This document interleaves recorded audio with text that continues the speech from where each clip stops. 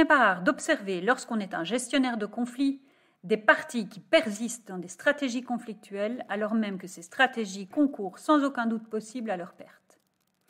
Cette erreur des parties à persister dans des comportements nuisibles s'explique au travers du phénomène d'escalade de l'engagement. L'objectif de cette vidéo est de vous en apprendre plus sur ce phénomène et de vous donner des pistes comme gestionnaire de conflits pour combattre les problèmes d'escalade.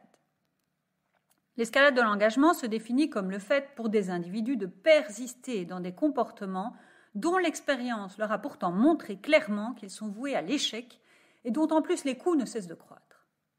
Un exemple illustre d'escalade nous est donné par la guerre du Vietnam, une guerre dans laquelle les États-Unis avaient engagé au départ un peu plus de 15 000 soldats et qui, de pertes humaines en pertes humaines, a mené l'administration de Lyndon Johnson à poursuivre sans discontinuer l'envoi de nouvelles troupes jusqu'à atteindre à son apogée le chiffre exorbitant de l'envoi de plus de 530 000 soldats.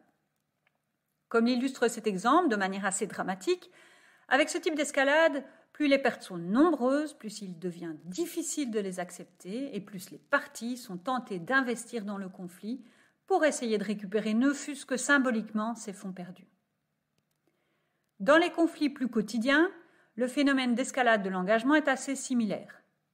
On observe par exemple des personnes s'enfoncer dans des conflits dont les coûts au niveau émotionnel, relationnel ou financier sont extrêmement coûteux. Très concrètement, il n'est pas rare de rencontrer des parties déjà déboutées par la justice qui décident d'investir encore et encore du temps et de l'argent dans des combats juridiques qui sont littéralement perdus d'avance. D'un point de vue psychologique, l'escalade de l'engagement s'explique notamment par la volonté que nous avons d'être cohérents avec nous-mêmes et la pression que nous ressentons à justifier, au moins à nos propres yeux, si pas aux yeux des autres, nos comportements passés. Cette pression à justifier nos comportements et à être cohérents avec nous-mêmes est particulièrement importante si, par exemple, nous avons déjà investi beaucoup dans le comportement. En somme, plus j'aurai investi, plus la sensation de perte sera forte, plus je serai tenté d'investir encore davantage pour essayer de récupérer ce que j'ai déjà perdu. Et quand je parle d'investissement, ce peut être de l'argent bien sûr, mais ce peut aussi être du temps ou de l'énergie. Autre constat, l'escalade est d'autant plus forte que l'image des personnes est en jeu ou que l'estime de soi est menacée.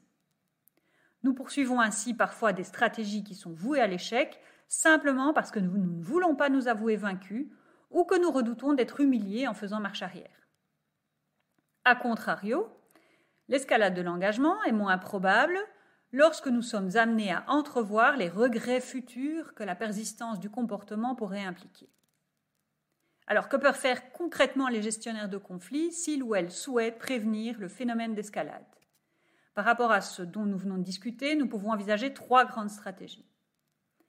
Premièrement, les gestionnaires s'efforceront de faire comprendre aux parties que les investissements passés sont des fonds perdus et qu'il est peu, voire pas du tout probable que celles-ci les récupèrent.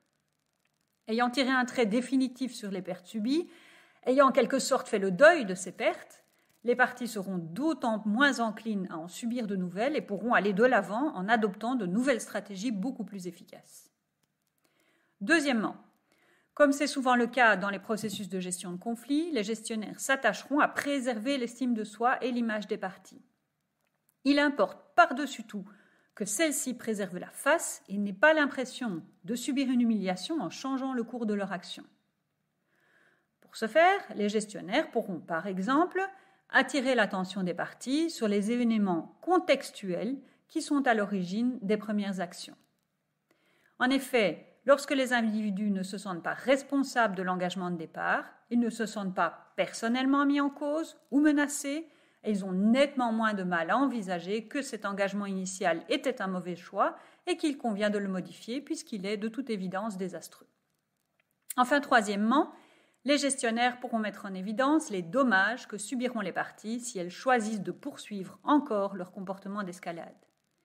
Ces dommages seront envisagés à différents niveaux, dommages financiers, relationnels, émotionnels, et ces dommages seront des dommages qu'elles-mêmes pourront subir en tant que personnes ou qui risquent de toucher d'autres personnes qui leur sont proches ou qui dépendent d'elle dans la situation.